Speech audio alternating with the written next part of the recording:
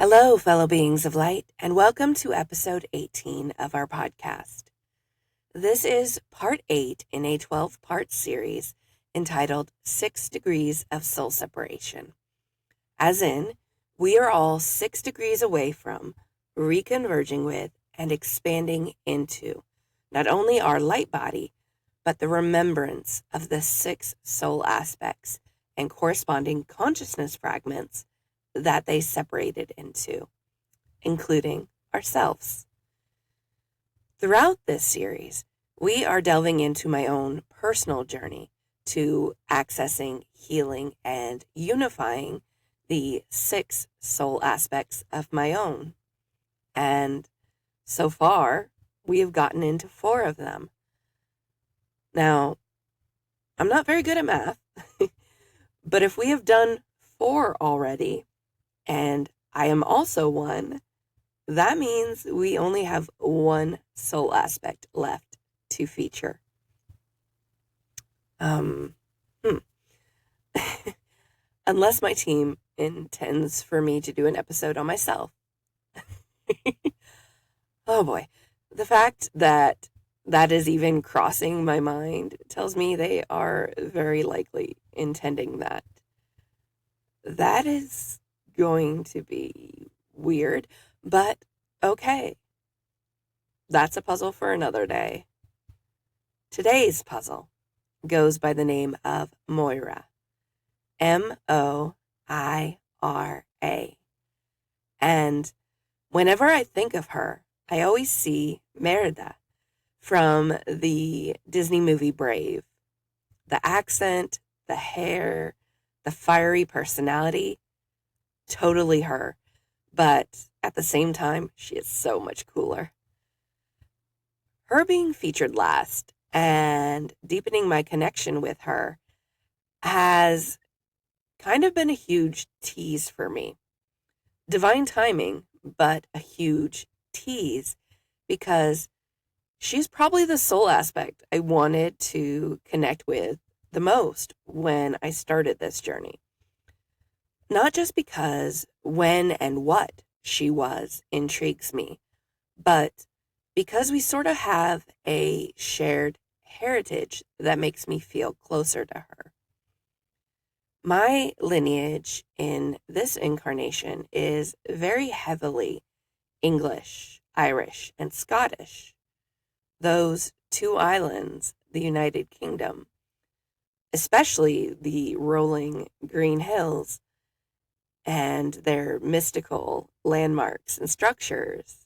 Oh, and of course, the castles. Can't forget the castles. They all call to me, as does the Celtic and shamanic history there. Let's get into Moira before Shima, one of the earlier soul aspects featured, has me listening to the Moana song about the sea calling to her because she's wanting to remind me that it and my present home calls to me too. I think she might be a little envious that there are other places that call to me equally as much as my current home. Moira. I actually know quite a bit about her history, despite her falling last in the line of soul aspects I'm connecting deeper with. Just because when pieces started coming through, I couldn't help but go down the rabbit hole and research what I was receiving. While she is of Scottish descent, it was actually the island of Anglesey in Wales that she spent her teen and young adult years in, and that the memories of her that I have received visually come from. And the time period, it was around the 1st century when the Roman Empire was actively invading the United Kingdom and Wales, including 2 conquests of Anglesey. she was a member of the Bandori there. And for those unfamiliar, the Bandori were female druids, Celtic priestesses, guardians of nature and of the earth. Now, I've actually recently uncovered that they were also a bit more than that, or a lot more than that. They were very connected with the grid lines of Earth, more specifically to the galactic codes embedded along them and at nodal points like Stonehenge. The Bandori and the Druids were essentially the ancient version of lightworkers, the first group without any strong influence or interference of the council members from above to consciously and intentionally delve into the concept of gridding, of accessing and using codes and templates embedded along them in recognizing our galactic origins and various galactic races. The Bandori of Anglesey and Moira specifically connected with and worked with the codes of the Alpha Centaurians, which is the race that resides closest to Earth. Anglesey, it serves as a node, a central point in a triad of encoded light nodes embedded by the Alpha Centaurians, whose top point is located in the Isle of Skye in Scotland, where I've actually received that Moira was born, an interesting connection there, and whose bottom point is located in Mont Saint Michel in France. Excuse my pronunciation. This triad of nodes is important because they form and store not only advanced harmonic templates, but feminine crystalline templates. Templates of consciousness that express creation through receptivity, quantum gestation of timelines, sacred nurturing of the light codes that are found within all matter, and organic ascension through embodiment. Templates that hold womb codes, gateways that assist in the rebirth of organic life systems on Earth, as well as rose codes and the Sophia Christos blueprint. Very important for our environment and our personal journeys to remembrance and reconvergence, and also essential in terms of grid lines and nodes that need ongoing support from us. While these templates played a role in Moira's work and time with the Bandori, her abilities and personal superpower laid elsewhere, or rather higher up on the chain of ways they were worked with, depending on how you want to look at it. Her consciousness fragment is 8D, relating to sound and vibration, and her superpower involves communicating through, weaving or maybe programming with, and wielding water through the use of sound and vibration.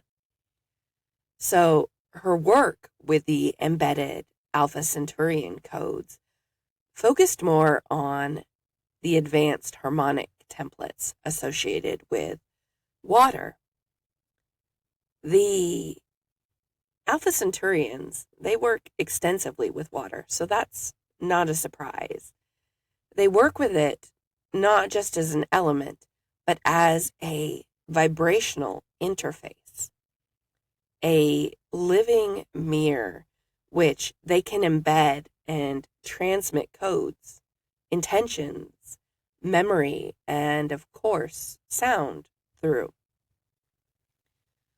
Through those harmonic templates, a being can send specific tones or vibrations into water that it will mirror back in an amplified manner, thinking echolocation, but I'm fairly certain it's more complicated than that. On Earth, those water-based harmonic templates act as a mirror of source consciousness, aiding in reflecting back those womb codes, those rose codes, and the Sophia Christos blueprint that the Alpha Centaurians embedded within, you're probably catching on now, the water-based grid lines along the 3 points. Yep, all 3 of the points are located on water. That's not a coincidence. How Moira specifically utilized water, I am still kind of working on that. Along my journey of getting to know her, I have seen her wield water from the sea, on land, from weather. I'm pretty sure she can actually make it rain. And also from within the body in battle during the Roman conquest. I have also seen her wield water to hasten travel across it. In many cases, to connect with our twin flame, who I believe, from what I received visually, resided in Ireland, Dublin, which was directly across the water from Anglesey. And more recently, I was able to unintentionally connect with her through an emotional and mental body harmonization gathering that was hosted by Activations with JJ, and see her moving and shifting water directly around her through song. Shima is shouting out Moana again from the sidelines. And yes, I get the connection. Anyways, Moira was actually attempting very strongly and strictly during that gathering to unlock my ability to sing and use toning in the same way during a tall order. And I'm not going to get into it now, but I am working on it. What I was able to fully receive in the moment, however, was that she was using singing and toning as a method of gridding, of supporting the grid lines she was accessing, weaving her own codes into the water and having them amplify back support of the grid lines, and as a method of spreading, amplifying the transmission of the codes embedded with those grid lines by both her and the Alpha Centaurians to those in the surrounding areas, even further than the original codes were amplifying.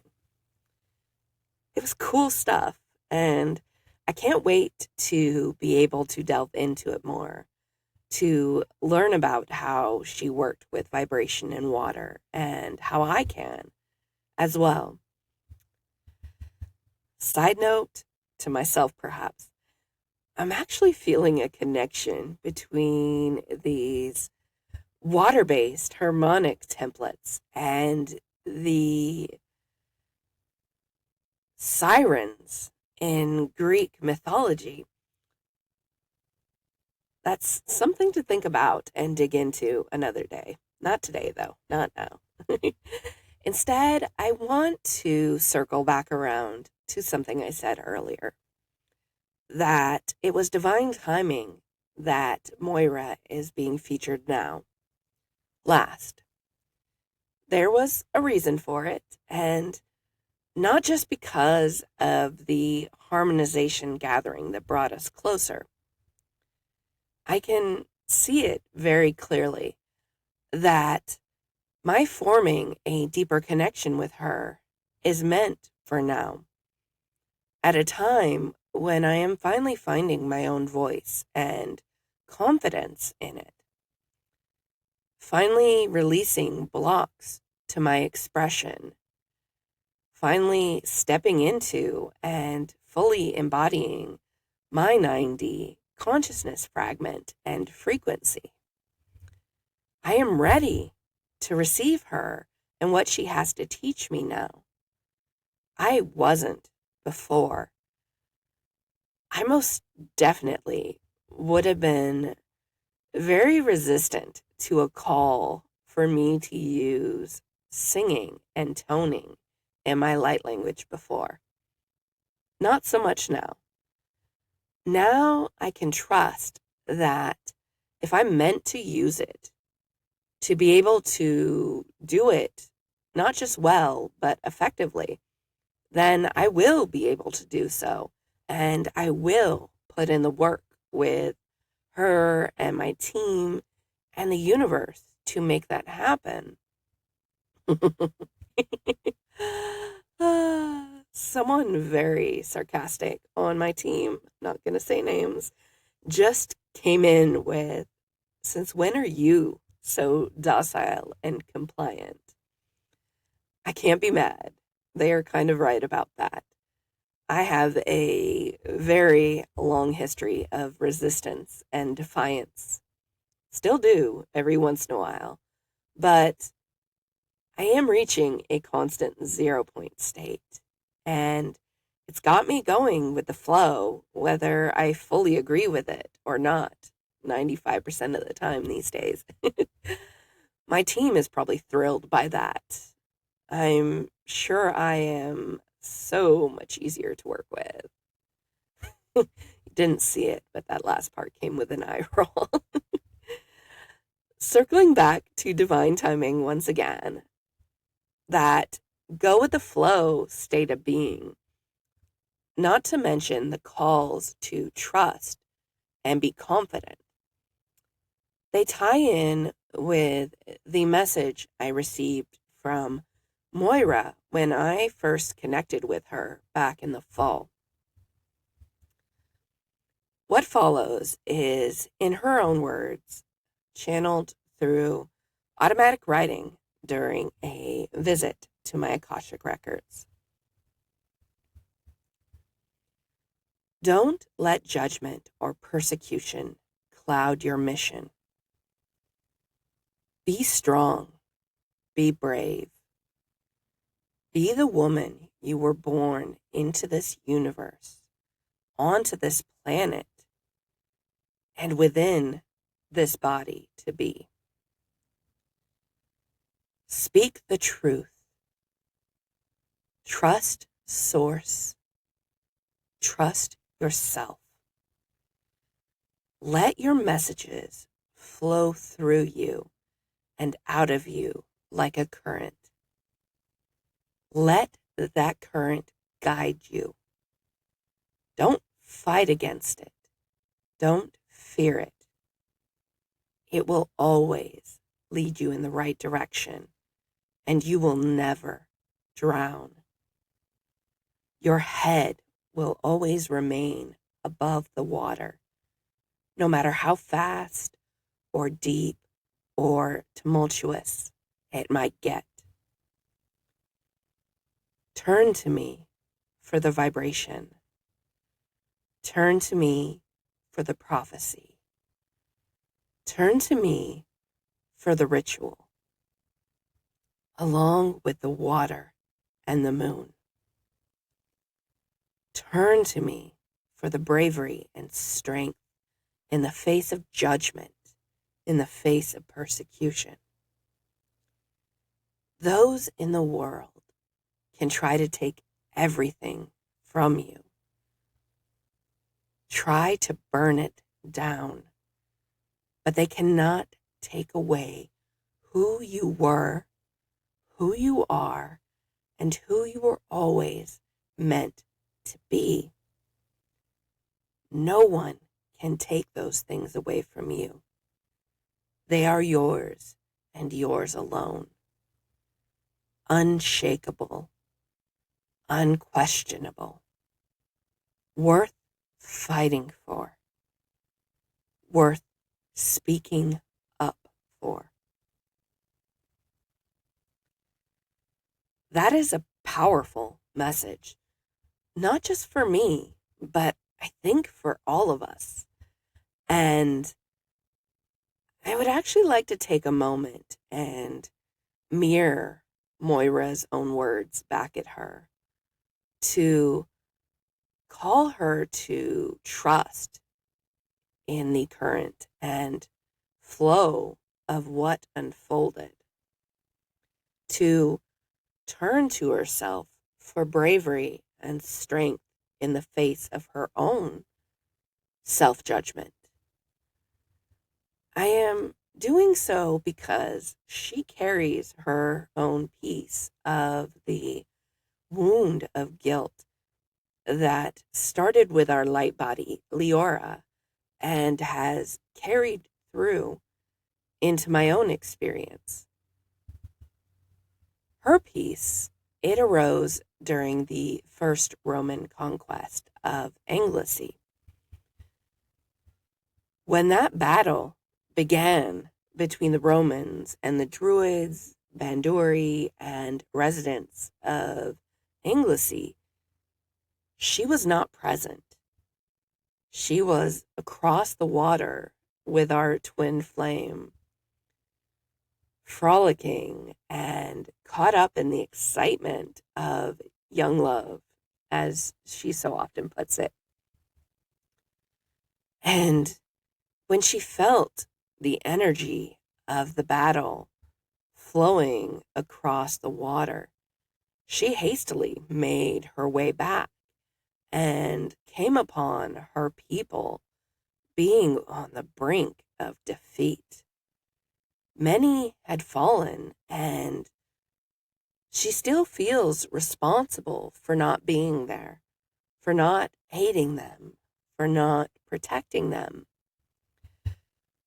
What she fails to realize, however, as our twin flame has imparted to both her and to myself, is that had she been there on time, she would have been lost as well, unable to play the role that she did in the remainder of that battle and what would follow it.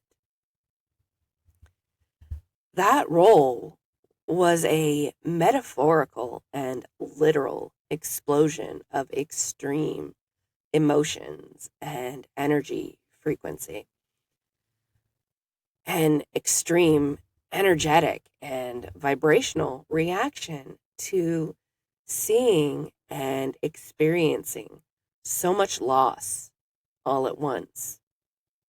In that single moment in time, Moira pulled water from everywhere, from everything, and from everyone that was opposing her people.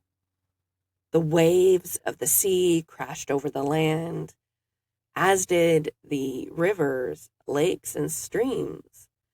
The sky opened up and poured down rain, and drop by drop, the Romans were being drained of the water within their bodies, falling one after the other. It wasn't enough to secure a victory, although I believe it could have been, but it was enough to buy her people time until the Romans made a sudden retreat in response to them being needed elsewhere, a response to a revolt going on elsewhere from Boudica. She bought them time, and then she helped to pick up the pieces of their island, helped to heal those that could be, and helped to train those who were able for when the Romans would eventually return. While both Moira and the Druids and Banduri of Anglesey did eventually fall, did eventually lose during the Second Roman Conquest, her efforts made a huge difference. Her efforts gave them an additional 17 years of life and freedom between the two conquests. That is not something to feel guilty about. That is something to be proud of. I know you're listening, Moira, so hear my words and believe them, because they are true. With that said, I think it's time for our dive into the Akashic Records for the purpose of connecting with Moira and seeing what more we can learn about her, or what more she might have to share with me or all of us in this moment in time. I'm feeling like we're definitely doing that today. Some reminders. I am going to walk all of us into the records together. There may be pauses as things are accessed. There may be light language, and honestly, there is a chance that someone or something different may come through for you in the moments of silence and receiving, or even in the moments myself or Moira are actively sharing with you. Whatever comes through for me or for you or for all of us as one, merely be open to receiving it, to taking in and considering what resonates, and to letting go of what does not. Now, go ahead and settle into a comfortable position, either sitting or laying down, with your hands facing palms up on your lap or at your side, and begin breathing slowly and deeply in through your nose and out through your mouth.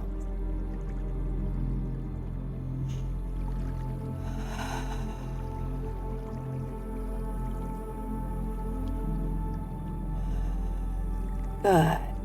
Now, close your eyes and focus on your breathing, letting go of any thoughts or emotions that may be floating around in your mind. And now, I want you to take 3 more slow and deep breaths with me. And with each inhale, I want you to think to yourself, focus on letting go of distractions. And with each exhale, I want you to think to yourself, focus on opening to receive. Focus on letting go of distractions. Focus on opening to receive. Focus on letting go of distractions. Focus on opening to receive. Focus on letting go of distractions. Focus on opening to receive. As you continue breathing, I am going to take a moment to connect in with your energy field and with my Akashic Records.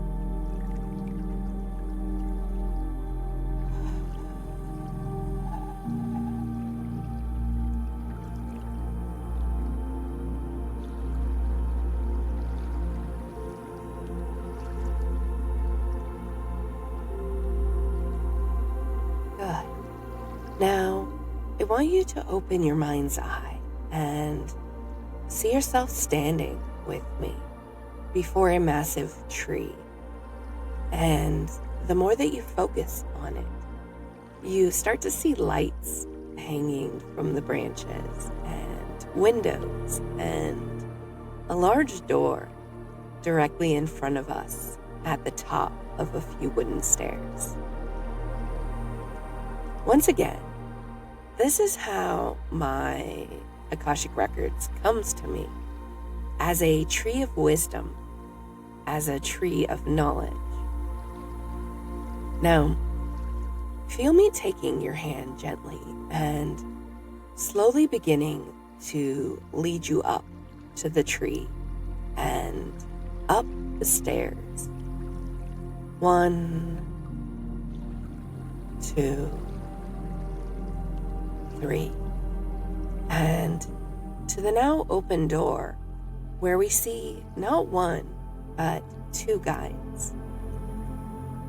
One is my guide in many things, including my Akashic Records, Hermes, who I now recognize as Archangel Gabriel, and a younger and more carefree fellow aspect of his personification as Thoth.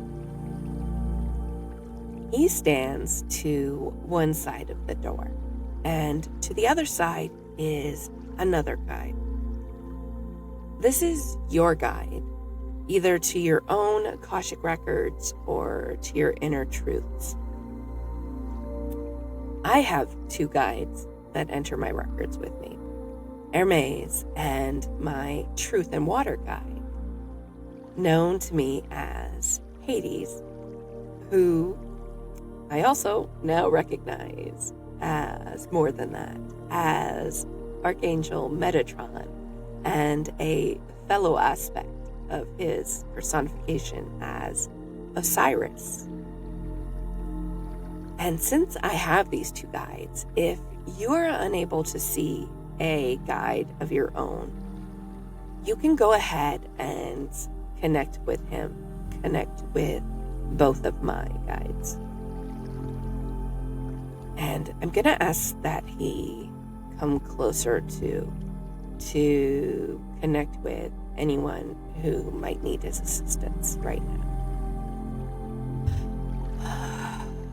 Both guides hold the doors open for us, allowing us to step through and into a main hall, a circular room with books and the occasional doorway surrounding its walls. And as they help us step down into a cozy sitting area with a central fire pit, a desk, and some seating, I take your hand once again, guiding you down the stairs.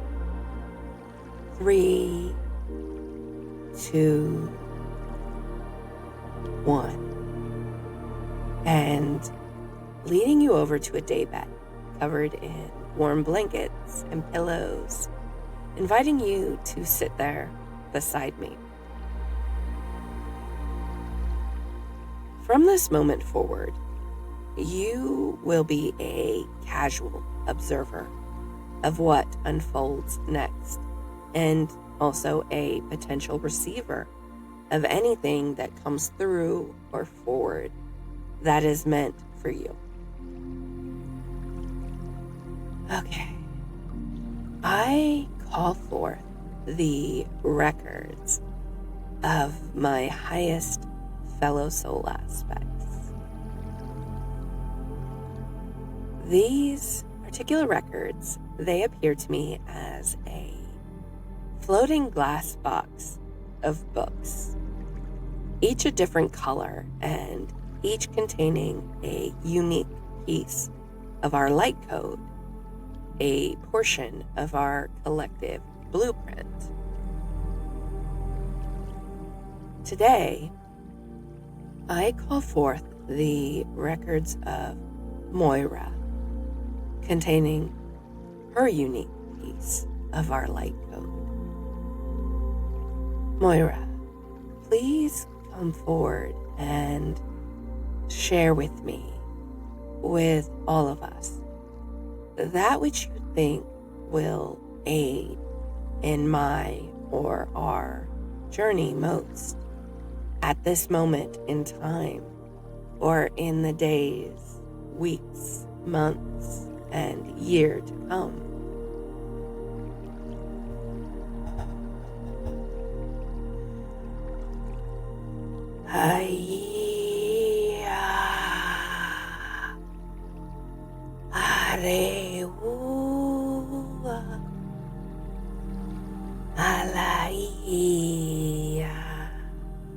Sola alaea alau alai alae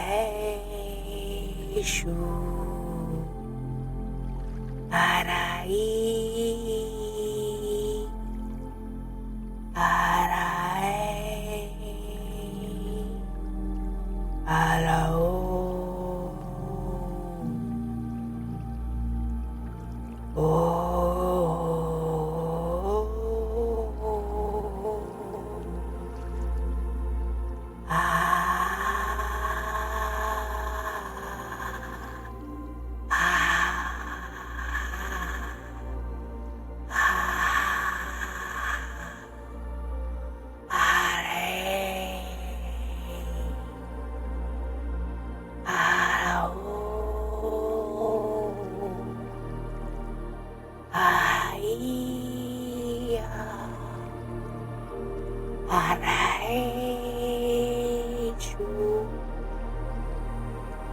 Alaichu, Ah, Ia, Ia,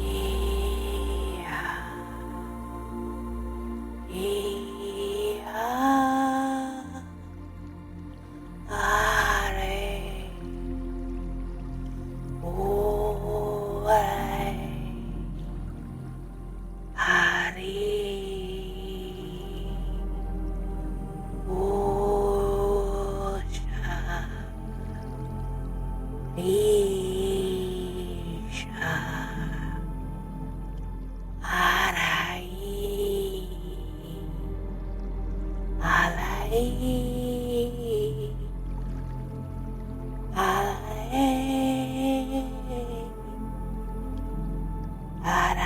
Aramia, Alaya, Alaya, oh,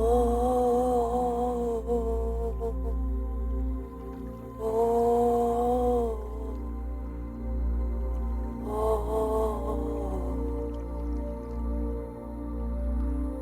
Aji, Are, Ama, Ari, Are, Are,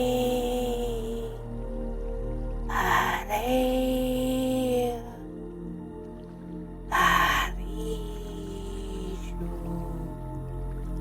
Are, Oh,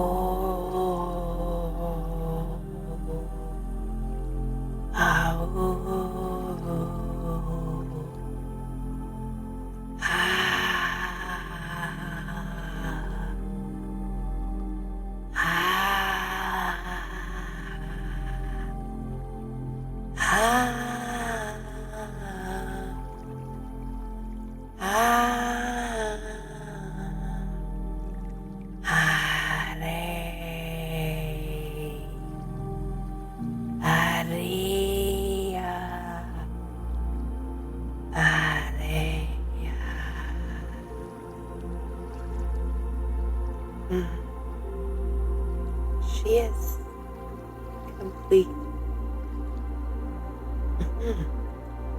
That is so strange. I'm not being called to translate any of what came through. Sorry. I'm a little emotional. I don't even know what just happened. I wasn't even feeling emotional during it. It just hit me right there at the end. Instead, I'm being called to have you receive it, however it came through for each one of you individually.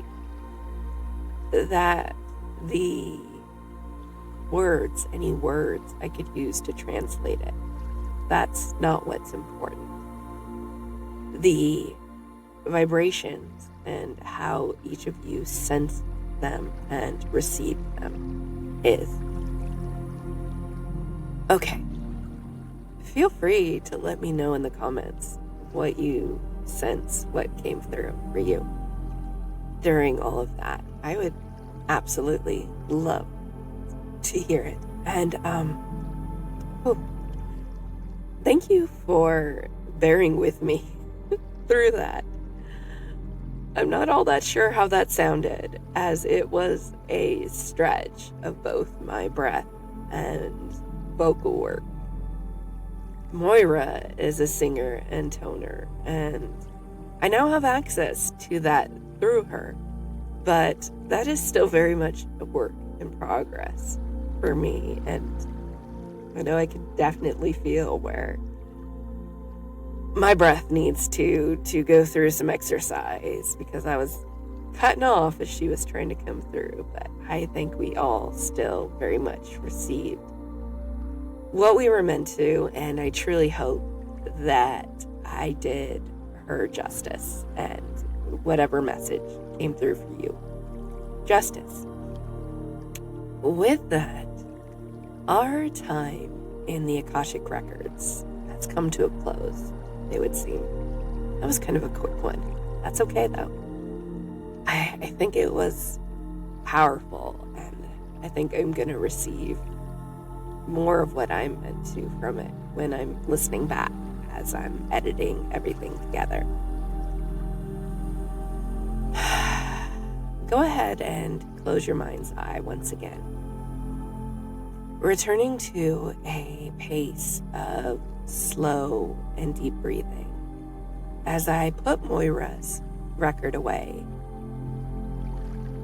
Lead us back up out of the seating area, up the stairs.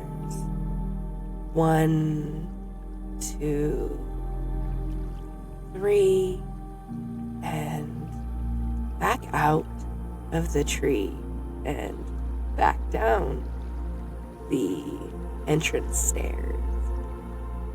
3, 2, 1.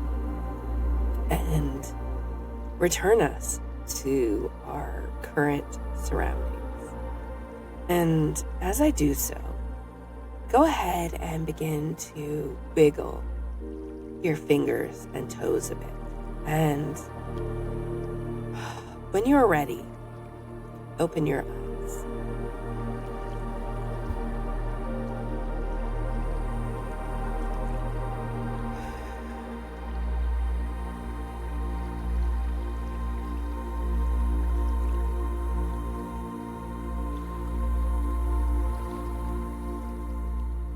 Thank you for joining me today for the journey into my Akashic Records, for my impromptu channeled concert, and for this episode. I hope that you were able to get something from the information shared and the imagery, the experience received. Join us for next week's episode, which will be our final episode for our first half of spring themes.